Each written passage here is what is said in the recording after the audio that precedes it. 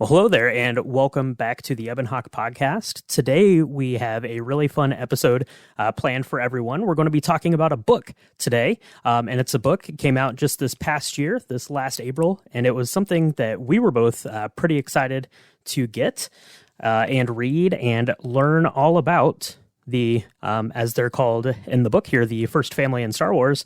But today, we're going to be talking about Skywalker, A Family at War by Kristin Baver.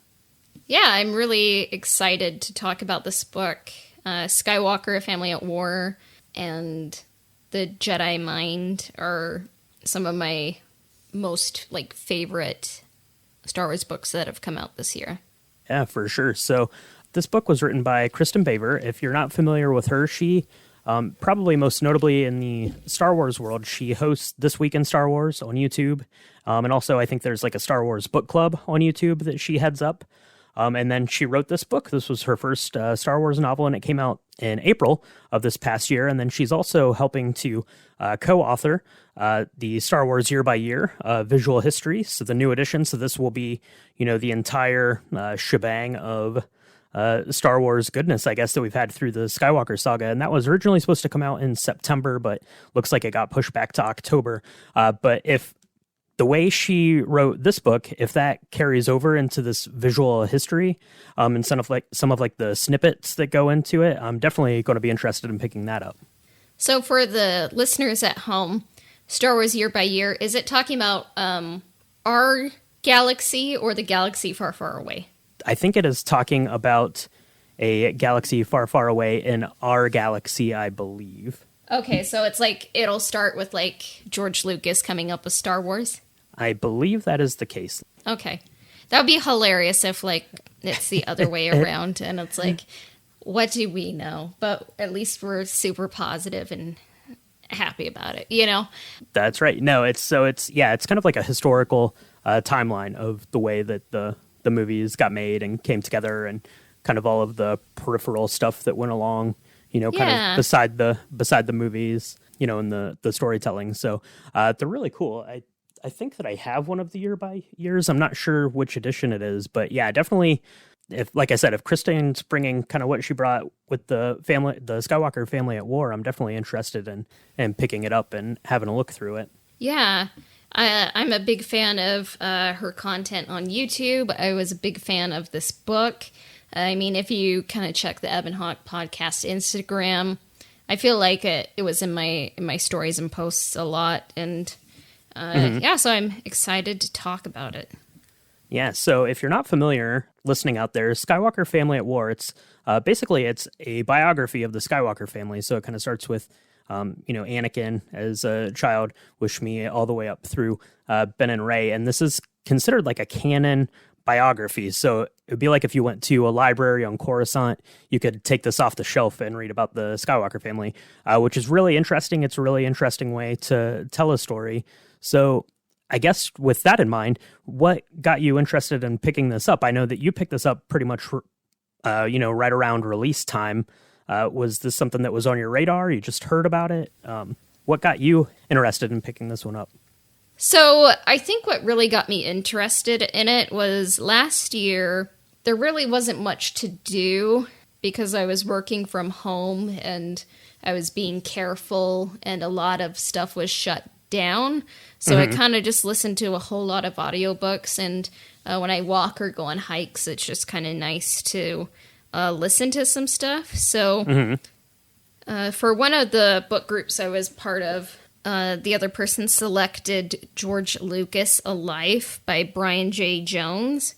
And it was really cool just to kind of understand the history and psychology of a person, especially one that kind of influenced me creatively and just kind of as a person. And I've kind of known some stuff about, and just to kind of learn a little bit more of the picture behind the scenes, And then when I heard, I was like, Skywalker Family at War, what is this? It has an incredible cover. It has, Luke and Leia, in the shadow of Vader, and then on the spine it has Vader and Anakin. It's literally and figuratively Anakin as the spine, and then it has Rey and Kylo Ren's mask on the back. I just thought it was an incredible cover. And then I was like, it's a biography of the Skywalker family. And like, I'm honestly someone who like loves history. Like when The Crown comes on, I'm like, oh, I'm going to have to pretend to be sick, you know, like so I can like right. watch all these episodes kind of like all at once, you know, but it just seemed like a clever idea, and it hasn't been, I don't think it's really been done before to my knowledge. And I was just like, because there's a lot going on psychologically with this family, and sometimes I think it isn't always shown on screen, just kind of the style of story it is. Sometimes it's just more just like da-da-da-da-da-da, you know, like they kind of just gallop along. But sure, yeah, just kind of like being able to delve into these characters that I love, and like you learn so much about Shmi and Anakin, Padme, how it was for them growing up, like what was Anakin and Padme's marriage like, what kind of led Anakin to fall to the dark side, and then like we kind of know the Luke and Leia story, but I feel like it kind of focused on newer details, like especially around Leia.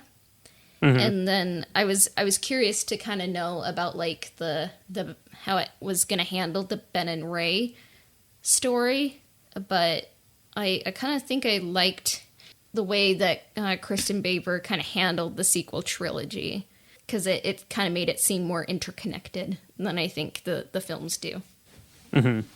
Yeah, no, she did an excellent job of kind of weaving the story. So when I kind of first heard about this, I'd seen some stuff about it online and heard some things that it was coming out, and I was like, Skywalker, a family at war. I was like, that's kind of weird, right? We all know that story. You know, we're all invested in that story. You know, what kind of story is there to tell in that? But I've always been a fan of, you know, Kristin Baver on This Week in Star Wars. So I was like, well, I'll pick it up and check it out.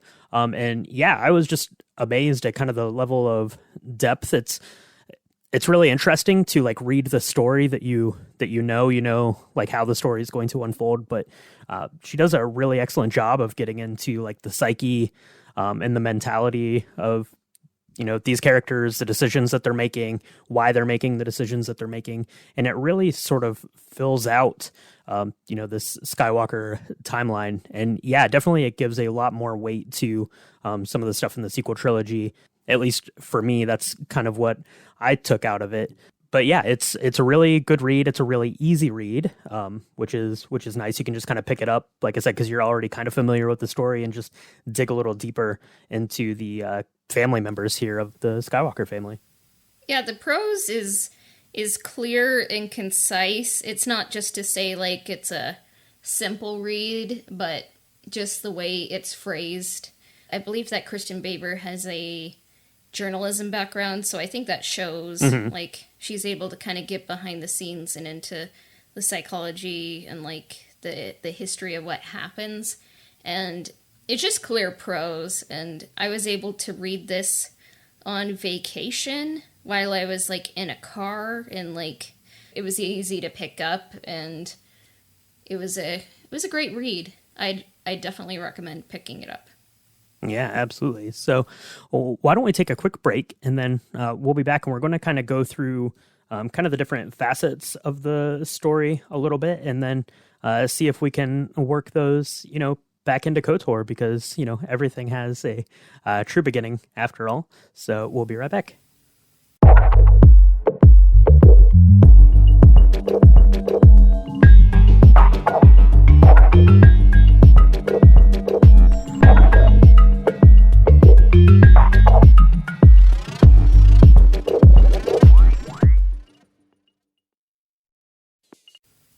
Alrighty, so the Skywalker saga begins with the one and only Anakin Skywalker, and it was really cool to get a little bit more depth into what Anakin's childhood, being raised with an only mother as a slave on Tatooine, was like. What did you think about that? Yeah, so I liked getting into that kind of part of his story quite a bit. Obviously, we know just from watching and the way his relationships carried on through the Clone Wars and then his turn to Darth Vader that he really was kind of longing for a father figure. But this really kind of explored his relationship with his mother a little bit more. One of the kind of takeaways I got from her part of the story was just they had kind of this little like tiny like hut, I guess, that they probably gave, all of the slaves to live in. But she, really always did her best to turn it into a home and be positive and sort of instill kind of this sort of helpful attitude to Anakin. And that really, kind of translates to how we first meet him on, Tatooine, just wanting to help this crew that rolls up needing to get their starship fixed. But yeah, I really liked digging into his relationship with his mother a little bit more. Yeah, and it really gave a whole lot more depth to Shmi, which was really cool to get. And just kind of like seeing like Anakin and Shmi they were very close because he didn't have a father, he didn't have other siblings. They were kind of like all that they had, like was their family. And I kind of think like it didn't quite come out and say this in Skywalker, A Family at War, but when I was reading The Hero with 1,000 Faces by Joseph Campbell, it's a book that like kind of talks about like mythological beats, like kind of like a universal storytelling, kind of like the cycle things go through. And like a lot of like, I think some of the book, like you could probably be like, okay, that's kind of outdated and stuff. And it kind of talked about like, one thing that was outdated was like kind of talking about Oedipus, and I'm like, why is he talking about this, but I think when I was reading The Hero with 1,000 Faces, I kind of understood where George Lucas was coming from when he was writing the prequels, because Anakin, when he leaves Tatooine, all he had was his mother. And then he kind of attaches onto the first, like, kind of older female, that he meets, who is Padme. And I think, like, Anakin, he is very passionate, I think, and he does love people, but I think he just doesn't know quite how to love them. And I think that's kind of, like, the fault of the Jedi and, like, maybe just like kind of like losing his mother at an impressionable age and like losing Qui-Gon like right after that, and so I kind of was like, like kind of how Anakin is as a kid, like his mother was his whole world, and then that kind of the pattern kind of like transfers, over to Padme, and then Padme's his whole world, so when he loses his mom, he kind of transfers his whole world axis, over to Padme, and like he just wants to be able to control what everyone does. And like when he loves someone, the vibe I kind of get from Anakin is like it's more about how he feels about them than like how they feel, Yeah, that's an interesting point to bring up about his relationship with Padme, because Padme was a senator, right, from Naboo. She was in a position where she didn't really need his help, but I don't know, it was almost like he felt like he needed to like project that she needed his help, because I think that was the only kind of way that he knew how to have a relationship with someone. So yeah, I thought that kind of digging into that aspect of Anakin's upbringing and how it related then to his, future relationship with his, wife, was a really interesting kind of take on it, and something that you don't necessarily pick up on just watching the movies, right? You just see that, they're in love and they care about each other, but you don't really get the disconnect and kind of the role they're each playing for each other. Yeah. And it was kind of interesting to see, like, between The Phantom Menace and Attack of the Clones, like, what happens with Anakin in canon, because just his personality and like the personality expected of like a young Jedi, just very different. And like Obi-Wan's a good guy, but like I think Anakin just needed a more experienced father figure, but he's just kind of like a reluctant older brother, you know? And I think that Palpatine is always like 15 steps ahead, and he was able to kind of like be there kind of behind the scenes influencing Anakin, like from probably the Phantom Menace, you know? And one thing I liked that this book pointed out that I don't think I ever realized is like Anakin loses his mom, and then the Clone Wars start, and then he gets married probably in the span of a couple days. Like, I think he loses his mom, you know, and like he's not able to grieve, or like, oh, and he killed the Tusken Raiders, so it's like he lost his mom, killed the Tusken Raiders, confessed that to Padme, they go to Geonosis, the Clone Wars begins, and then he's a knight, and then he's married, all in secret, and then it's like, what does that psychologically do to a person, you know, like, that happened in that short of a time, and like, it's not like Jedi are, like, given therapy, like, I honestly was, like, reading this book, I'm like, oh my goodness, everyone needed therapy this whole time. Instead of, like, a Star War, they just needed a star therapist, you know? Yeah, they needed some therapy, but it talks about, you know, he didn't get any therapy because, you know, Obi-Wan was there. He was his master, his mentor. But, you know, it talks about, you know, a couple of times Anakin refers to him as being a father figure, or, you know, the closest thing I have to a father. But Obi-Wan always thought of him as a brother, and, you know, not really as a father figure. So, you know, it's just him having all of these different relationships that are all kind of disconnected, what he was expecting to get out of them versus what he actually got out of them. So the only relationship he really had, and it does an excellent job in the book of, you know, kind of going through, you know, the mental strain on him. But, you know, Palpatine was the only one he could really talk to about any of this stuff, you know, that he didn't feel like he was necessarily disappointing. Like, I think he would have felt like he was disappointing Obi-Wan if he would have told him that he'd gotten married, or, you know, that he'd killed the Tusken Raiders, or he would have disappointed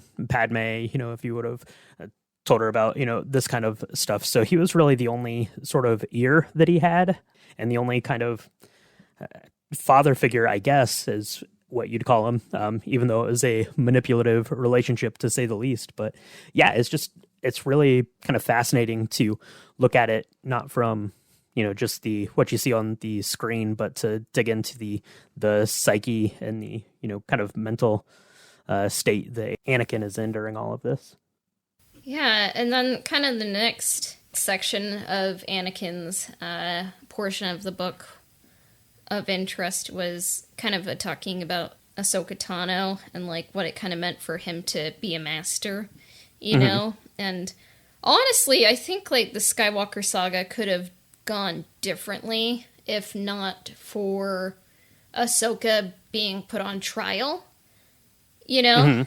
And the book also makes the point, like, when Ahsoka decides to leave the Order, that probably Anakin, at that time, the best thing for him to do would probably be to leave as well.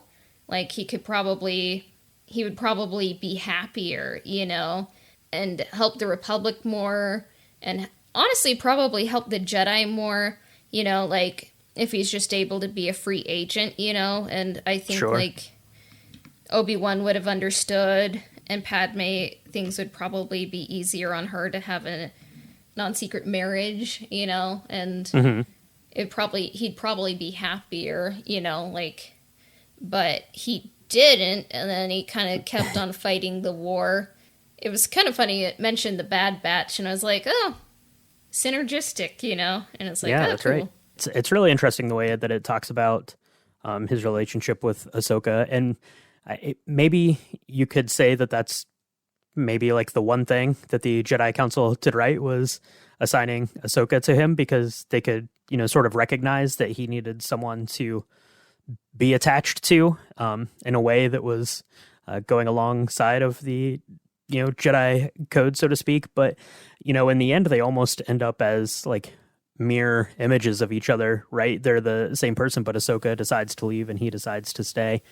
Yeah. And we know the way her story goes, and ultimately it's a lot more peaceful and centered and more Jedi-like than the way Anakin's story goes.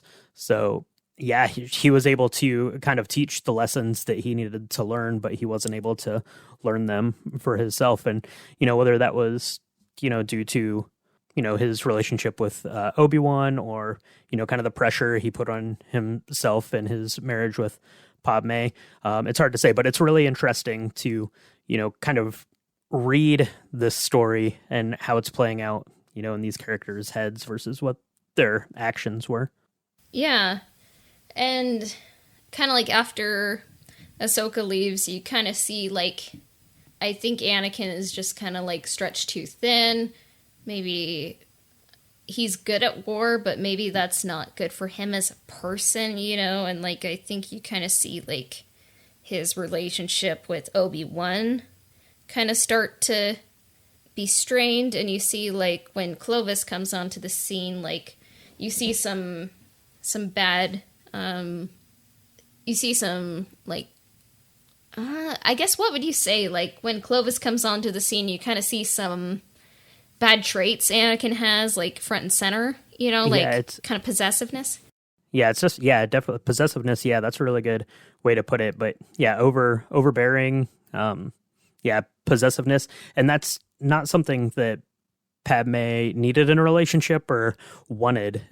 Like I said, I think it was just him kind of projecting what she needed onto her rather than just being a real partner for her. And that's probably largely in part due to the fact that they both were under pressure to kind of keep this thing secret. So yeah, and you kind of just see like where that leads up to Revenge of the Sith, and you kind of see like it's a span of over 4 days, which kind of blew my mind when the Siege of Mandalore started, because like I felt like it was at least a month, that the Revenge of the Sith takes place in, but I'm like, it's 4 days. Wow. Okay.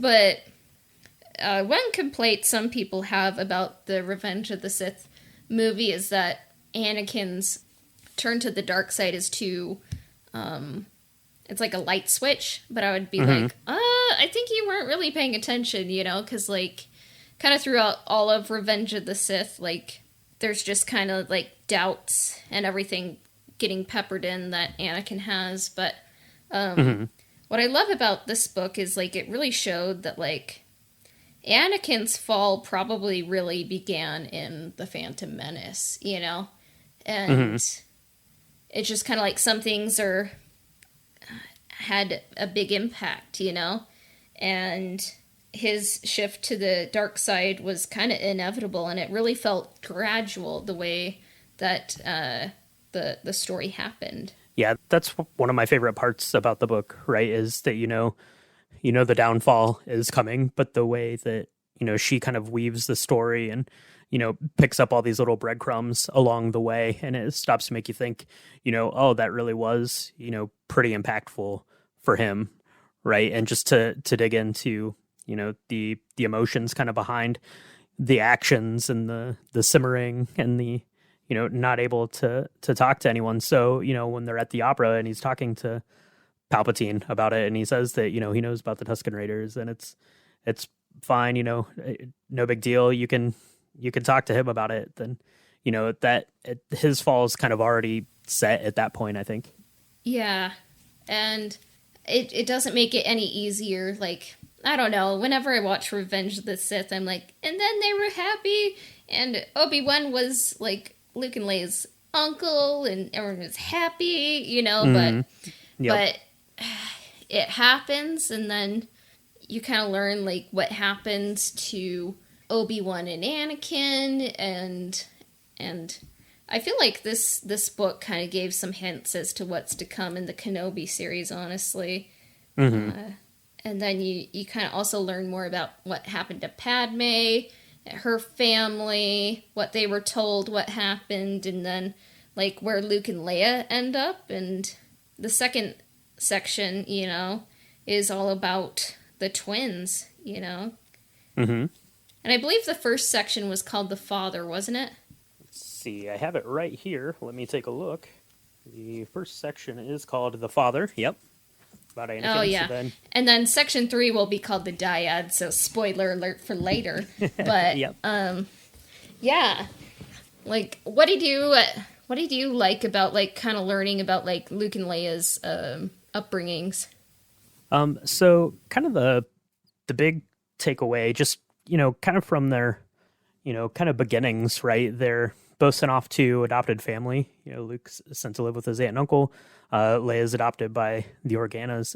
But they both kind of grow up with this longing to kind of be their own person or to be recognized. Like Luke really wants to kind of go, make his own way, through the galaxy. He wants to get off of Tatooine and, do something different than what the Lars family is doing. Leia just wants to, kind of grow up and show that she can, sort of take over and be trusted, to be a part of this rebellion. And I think that that's kind of interesting that they both were in these adopted family kind of situations, and they both had, kind of similar ideals about what they wanted to do. I don't know. I just thought that was kind of interesting that they were in, completely different, environments. One poor moisture farmer and the other, wealthy princess, but still had kind of the same head on their shoulders at the end of the day. Yeah, it is interesting to see kind of the similarities that Luke and Leia have, and then kind of like the different nurturing like each had. Like I would say both of them were happy, but it's just kind of interesting to see. Like I think there's a meme where it's like Obi-Wan is asking Padme like, oh, where do you want the kids to end up? And it's like, oh, Leia can be like a princess on Alderaan, and then it's like, what about Luke? And it's like, he can be a farmer or whatever, who cares, like right. It's just kind of like, it was really cool to learn more about Leia's upbringing, because I was like, this is almost like perfect, I think. Like if the galaxy weren't like in a galactic civil war and the Death Star didn't exist, like I feel like her childhood was perfect, honestly. Like Bale is like the best space dad there is, I think. And learning more about Leia's mom, Briha Organa, and like how she was happily adopted, and kind of like almost like she was like Padme incarnate, and like Leia's just a really cool character, and just kind of reading Bloodlines and everything, like I feel like Claudia Gray really gets Leia, and yeah, she understands her really well, because I'm about 100% sure she wrote Princess of Alderaan too. So yeah, so she did a lot of work for Leia, and like it was just really cool to kind of be able to learn more about Leia's upbringing, because we don't really get it as much in the movies. We kind of we also got some information on Luke. Like it's just kind of funny, because like it just kind of makes you wonder, like if the positions were reversed, like maybe like Leia would probably want more than like growing up on Tatooine, and like kind of long to make a change in galactic politics, like but she's from like the Omaha of the galaxy, and like I bet like Luke would still find things to whine about on Alderaan, but I think he would enjoy it, like he'd have a cool cape like Senator Organa, but it talks about Luke growing up on Tatooine. Like they weren't able to have kids of their own, the Larses, but they did love him, but like it's hard growing up in a desert, like as a moisture farmer, and like Luke kind of has his head in the clouds, and like you kind of get the impression like Luke thinks he's meant for more in this life than like living on Tatooine, like, and his uncle is like, okay, I need you to like focus, kid, because like this is kind of our livelihood, and he's just kind of goofing off, and then of course, like a movie, in 1977 came out called Star Wars, and then that kind of happens, in this book. I kind of liked how it didn't like drag it out, like the stuff we already knew.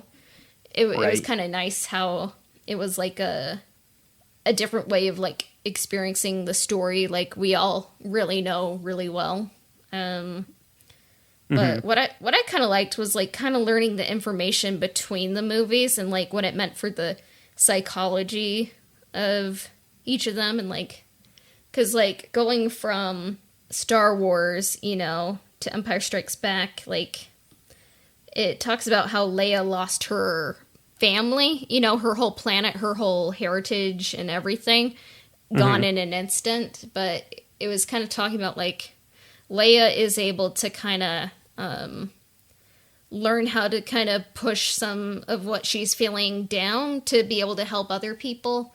Because, like, literally when Leia lost Alderaan, she's kind of there to be like, I know you knew Obi-Wan for 12 hours. That must be really hard for you, Luke. But she's able to, like, not be mad in that moment, And it kind of talks about the relationship, like, will they, won't they relationship she has with Han, like, between Star Wars and Empire Strikes Back, and, like, how the rebellion, like, kind of needed leaders. And that's why, like, I think Luke, Leia, and Han are kind of promoted, like, they're really high up in the ranks, Yeah, and I think that's just kind of attributed primarily, I think, to Leia's kind of upbringing.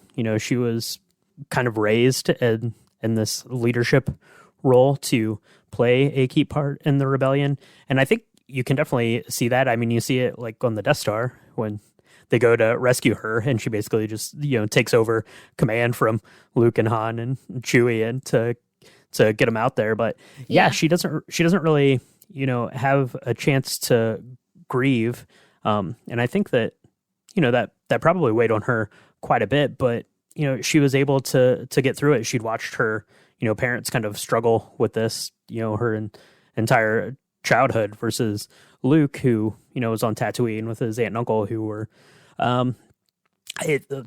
clearly love Luke and one of the best for him, but were more of keep your head down, don't cause any trouble, because we don't want we don't want your dad to show up and find out that you're here. So just a kind of completely different circumstance. But yeah, as they get into the rebellion and are taking up kind of prominent leadership spots, Leia's taking charge, sending out missions, going on missions, figuring out where to go, where to run, where to hide, where to attack, things like that. And Luke's just trying to figure out what his place in all of this is. So it's kind of a different path that they're each taking through leadership. I mean, Luke has the ability to use the Force, which certainly is handy for the rebellion. But I think this is where Leia really shines as, a strong and independent and intelligent leader for the Rebel Alliance. And I think that kind of reflects their upbringings probably the most, as they, are still pretty young and thrust into leading this thing against the Empire. Yeah. And it's just kind of interesting. Like, I think this book, like, maybe because, like, I knew the twist before I even saw Empire Strikes Back, really. But it really gets into, like, what it would mean for your father to be Darth Vader. Like, I think, like, the full psychic trauma, kind of like his whole life was a lie. Like, Luke had to, like, kind of relearn who he was, examine his goals, and, like, kind of re-examine, like, his aunt and uncle, what he's been trying to do, like, to follow his father's footsteps, Ben Kenobi, Yoda. Like, he realizes, like, everyone was lying to him, Like, what did you think about that? Yeah, I thought that was interesting. That was something that, he had to come to terms with. And then I thought that it was really interesting is that he kind of is on this journey himself to learn those things, learn how to reconcile that, within himself with, with Obi-Wan, with Yoda, to kind of make peace with it. But Leia never really had that opportunity. So we see that by the end of Return of the Jedi, when, Darth Vader, Anakin, sacrifices himself basically to save Luke at the end there. He's been able to make peace with Anakin, but Leia never really had that opportunity.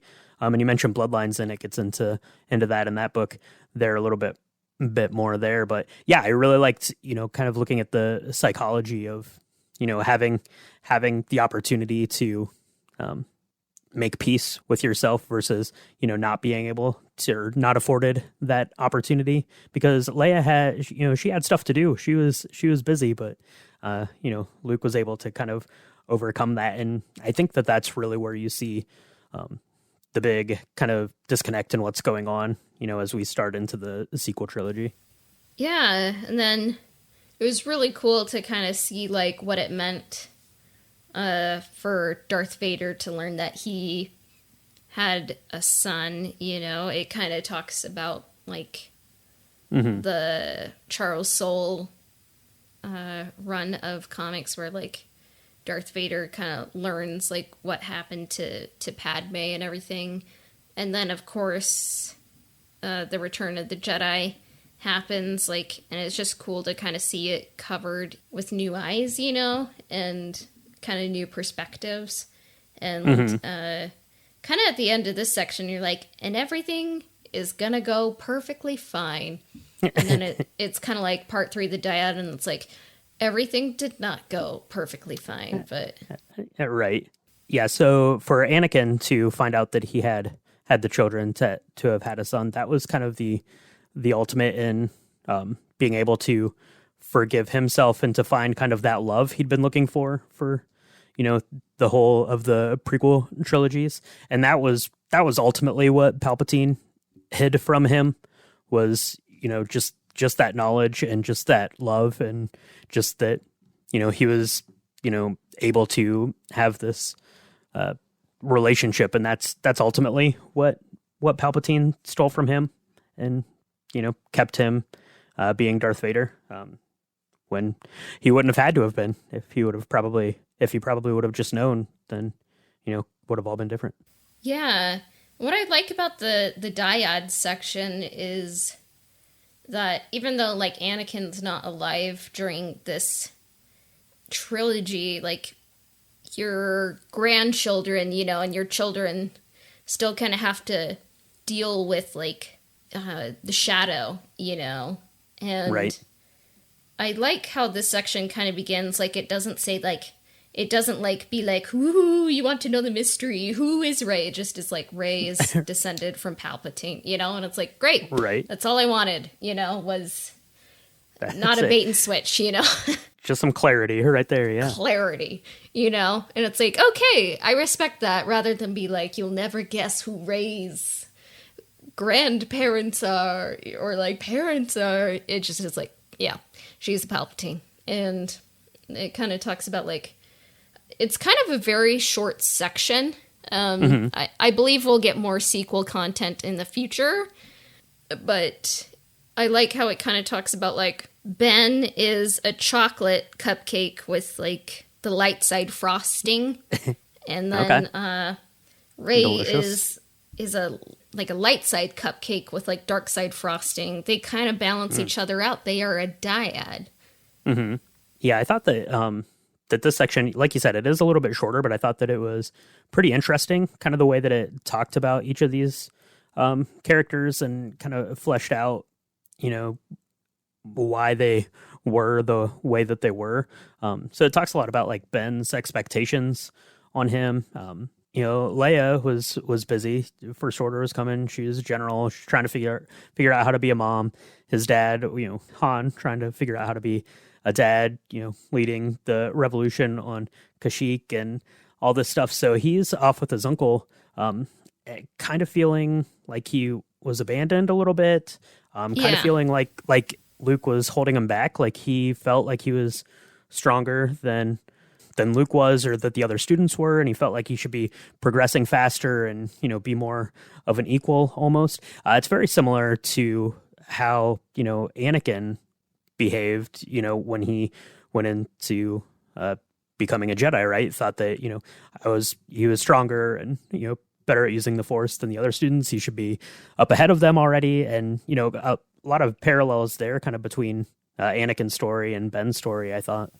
Yeah, Ben and Anakin definitely have parallels, but I think, like, when you kind of look into it, like, what causes them to fall are very different things. And, like, I think that the Section 3, the dyad, really highlights that. And because it's not one for one, like, they're identical, but I definitely saw the parallels, and I kind of was able to understand more, like, Ben's background and, like, why he would feel like he wasn't good enough, why he was abandoned, and why he would probably turn to the dark side. And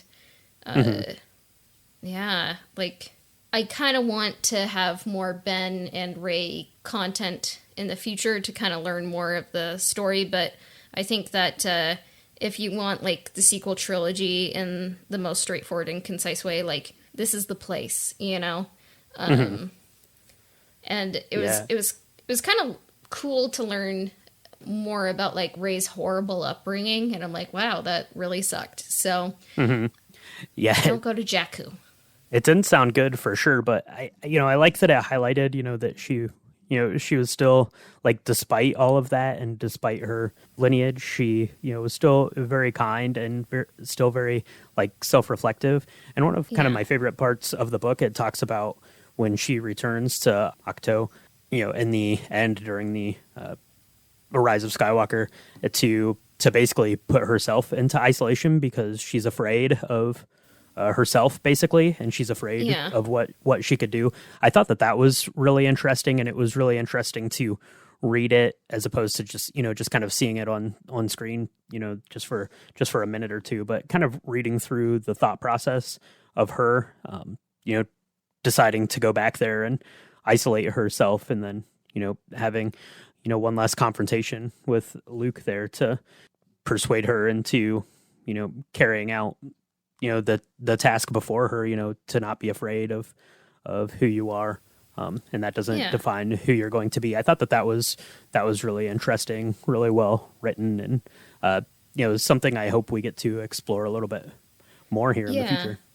And it kind of talks about how Rey finds the Resistance, and, like, Finn and Poe and Rose, and I mean, sometimes, like, the Rise of Skywalker moves so fast, but I like how Baver is able to kind of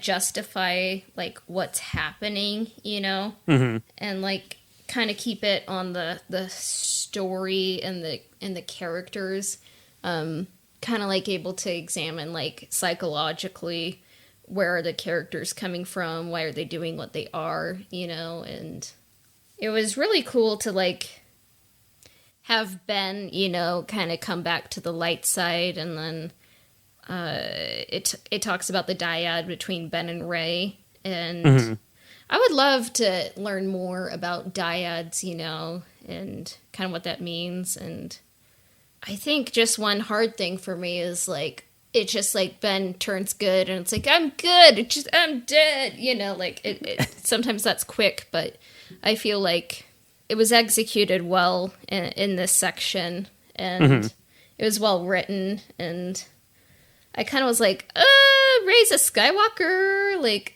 okay. But in this book, I thought it made sense, What did you think?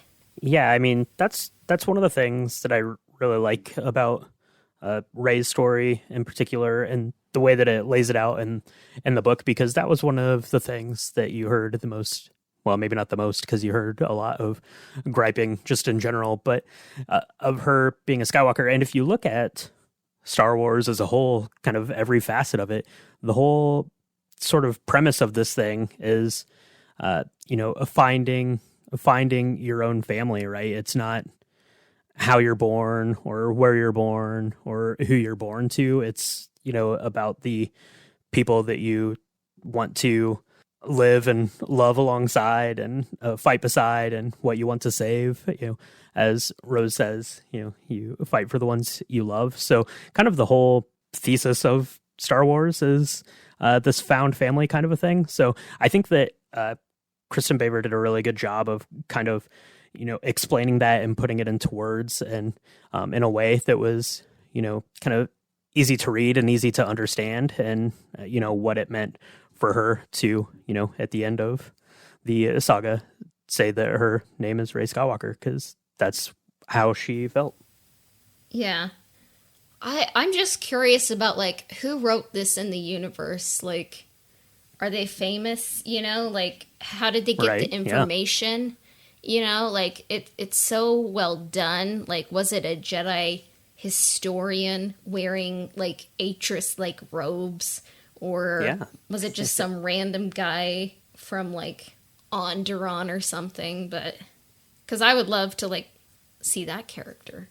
Yeah, well, on the jacket cover here, it says that it was put together with available resources, including R2-D2's memory files, personal diaries, correspondence, holo recording, news dispatches, and other chronicles. So, yeah, it would be interesting to find the Star Wars historian that put this all together in canon. As long as it's Kristin Baver, adjacent, because she definitely deserves all the credit for doing this for sure. Yeah, Kristin Baver, like, her name as a Jedi, and it's her. Like, that would be cool. But, yeah, I love the book. I hope that everyone who hasn't read it, who's listening, is going to pick up a copy from an indie bookstore and, or get it on Audible, and I hope it's on Audible. If not, we could make that happen, but definitely give it a read. It's so worth a read, because you're getting a whole new take on the story you already know so well, and it's well written, and I feel like I've said all the things I can really say. It's really, really good. Yeah, it's definitely worth your time to read. Like I say, if you just think about it, you're like, oh, this is a story I already know. And I mean, it goes through those stories, but it never dwells on them. I think like the entire, like, A New Hope story is wrapped up in about a paragraph, right? So it's just like 4 pages. So yeah, it's not a lot. She's like, so they went to the Death Star, then they blew it up, the end. But, what does that mean for these people? Which, if you're a fan of this podcast, you know that's what Cassie and I are super interested in. So yeah, so definitely give this one a read for sure.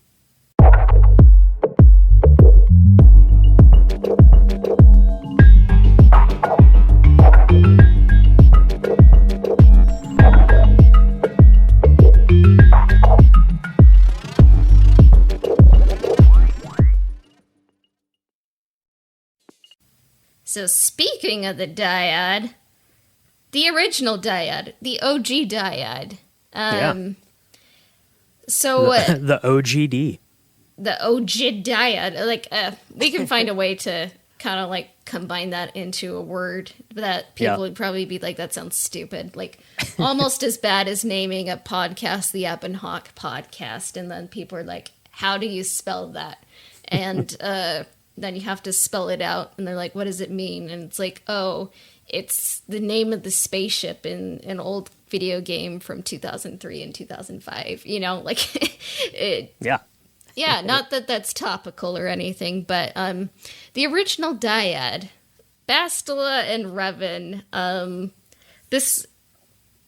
the Skywalker family at war just like got me curious about what a dyad means, because I feel like The Rise of Skywalker, it kind of just almost like touched the surface of like what it means for a dyad in the Force, and I feel like each dyad in the Force could kind of be different, like they would have different capabilities, like I think like Ben and Rey are kind of like two that are one in like in space, they can kind of transfer objects across the galaxy. They can touch fingers across the stars, if you will. And I was kind of like going like, like, because of course we have a KOTOR podcast, and like, I think the sun never sets on the KOTOR Empire, you know? Right, yeah. And I was kind of like, like, what would a dyad look like with Revan and Bastila? You know, like, what do you think that would mean? Yeah, so I mean, I guess it kind of the simplest terms are these Force dyads are like opposite sides of the same coin. Now, I guess that could mean a lot of different things, but there are definitely some parallels between Bastila and Revan, and Rey and Ben. You know, a dyad we haven't seen in generations. The big one for me, and probably the most obvious one to everyone, is Rey ends up saving Ben, saving his life, and ultimately redeeming him, and that's something very similar to what we see Bastila doing for Revan. Now, I wonder if is that what kind of kickstarts this dyad? Probably not, because in The Last Jedi we'd seen them already coming together. So I think it's just kind of two powerful beings in the Force, kind of like I said, two sides of a coin. But that's kind of the big parallel for me. That's how I see it, and how kind of these things are getting started. And then they're able to communicate through the Force, which is important. And ultimately the dyad comes together to either, I guess, save the universe or destroy the universe. I guess if they were a dark side dyad, I suppose that's possible too. Yeah. But basically, you kind of need these two parts to bring balance to the Force, right? Because, like you said, it's opposites almost. So yeah, because I think like if you kind of look at the story of KOTOR, it kind of goes along really well with like the sequel trilogy. So I really think that like the writers of Star Wars, the sequel trilogy, they do know the story of KOTOR, and like maybe they kind of like take references, or kind of like allusions to it, in their stories. But the galaxy in the sequel trilogy is kind of like still at war. You're kind of like still dealing with the ramifications of war in the galaxy. And like, I think when I first was watching the sequel trilogy, I'm like, oh yeah, because Return of the Jedi, the Empire died, but no, they're here,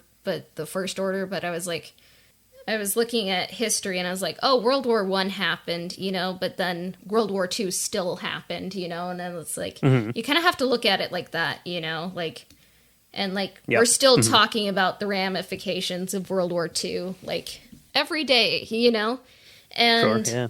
so these things don't just go away, and like, so the state of the galaxy in the sequel trilogy is bad, and I think the Force is like, okay, the Chosen One did his part, and now I'm gonna have to like kind of have these two that are one, like light and dark, and kind of bring balance back to the galaxy that way, and I think that's kind of what happens in Knights of the Old Republic too.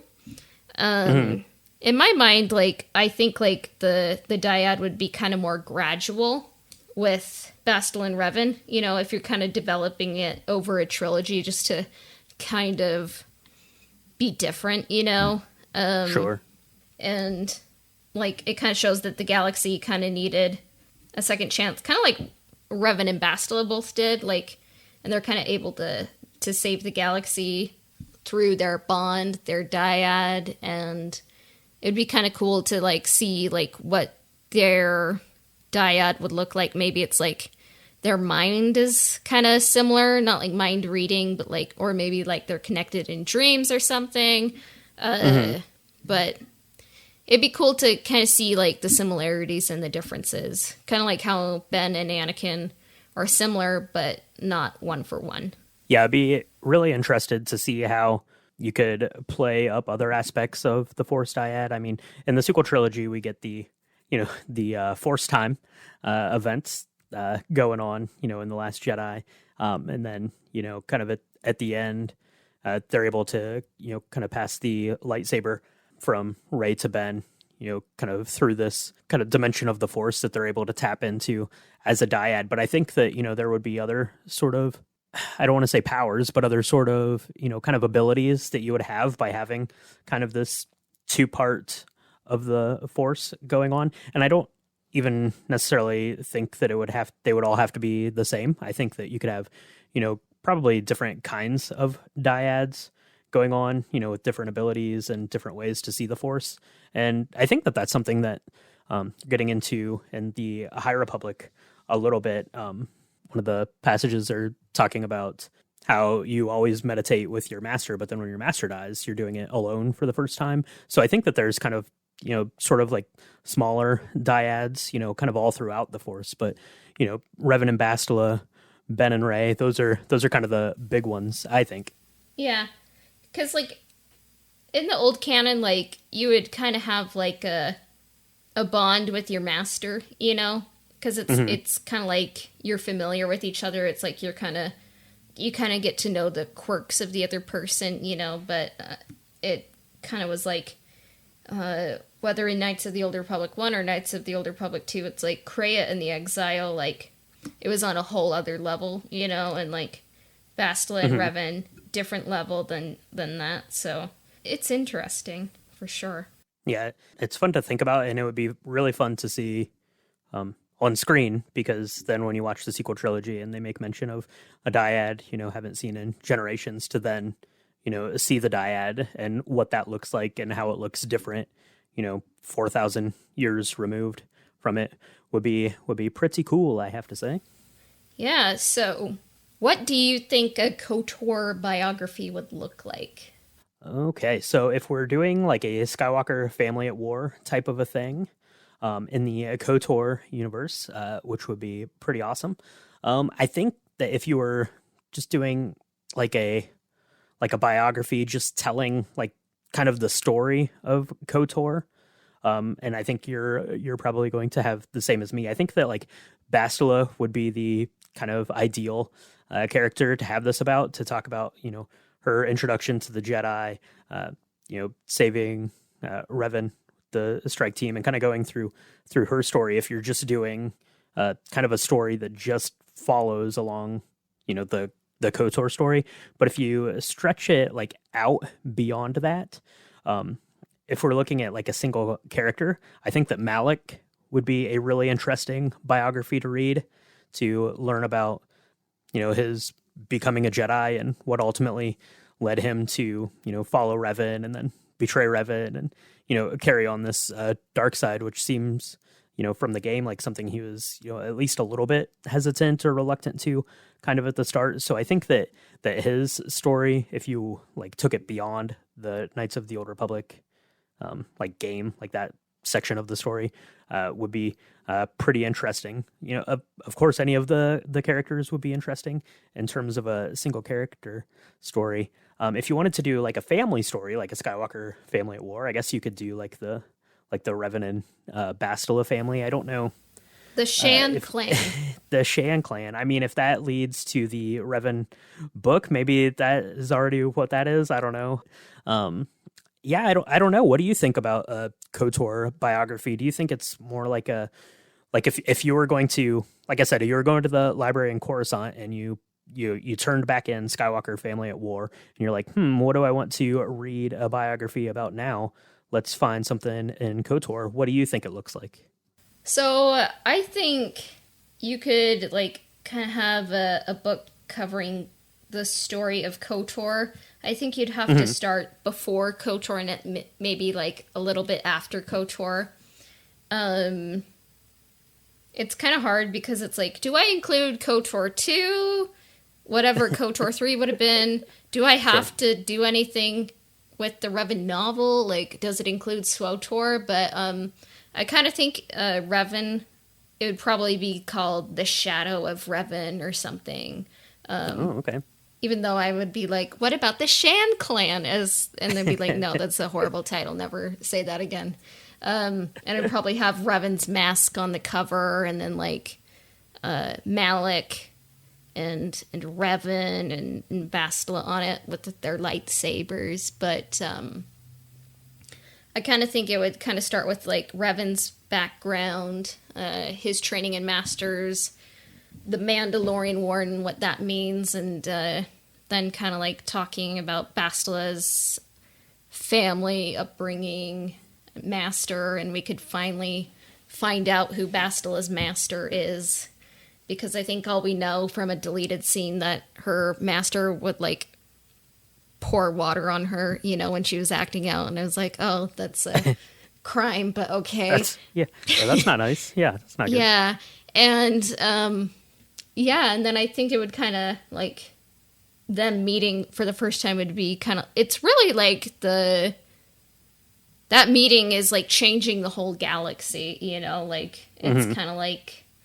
the decision that changes everything and kind of like puts the whole Star Wars KOTOR, you know, on track. And then I think it would kind of cover like getting to kind of know the psychology of like the Dantooine Jedi, like, because I literally think, like, all of the Jedi that are introduced that are from Dantooine fall to the dark side, or they're Rook, you know?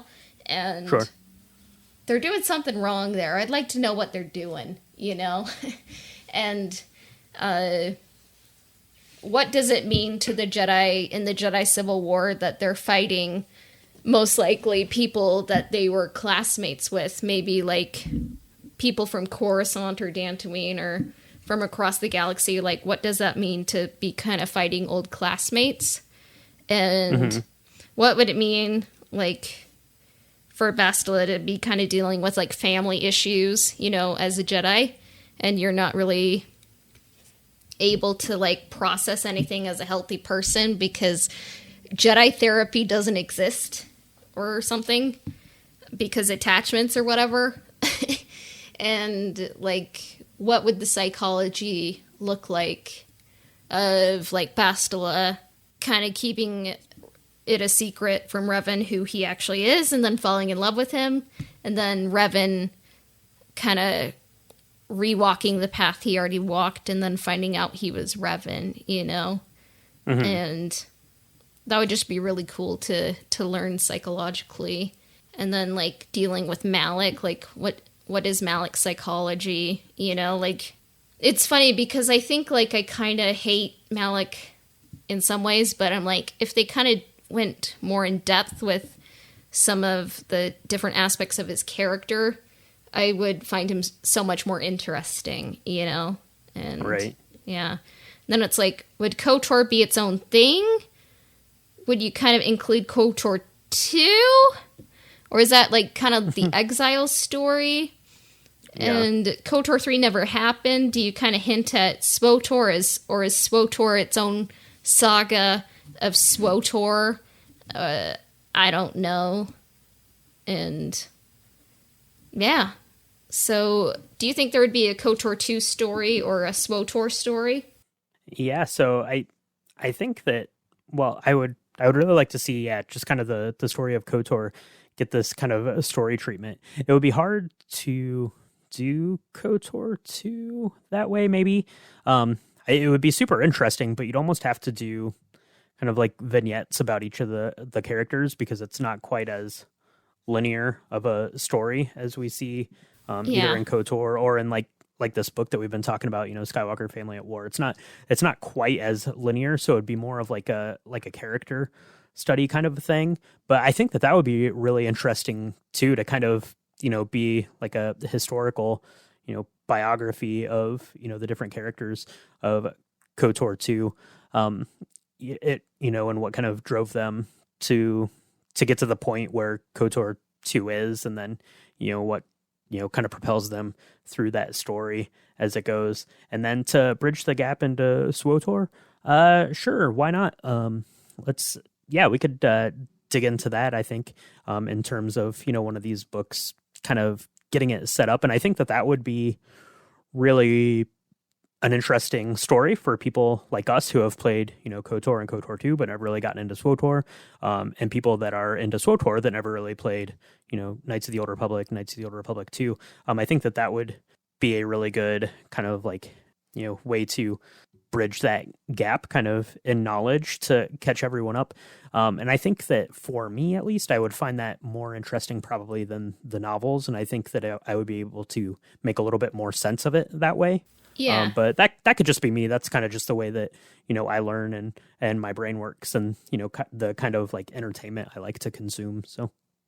Yeah, like I imagine it's kind of like the rise and fall of the Old Republic, like, and they'd be like, "Are there how many volumes are there?" And it's like there's a lot. Right. Okay, you're just gonna have to deal with it.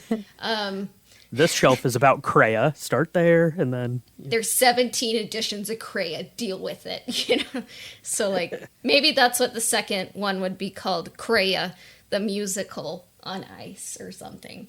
oh yeah.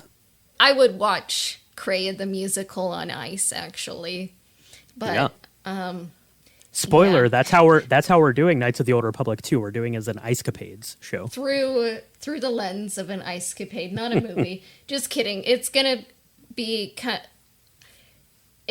mind-boggling, like how to break it down. But like we're in season 2, we'll cover KOTOR 2.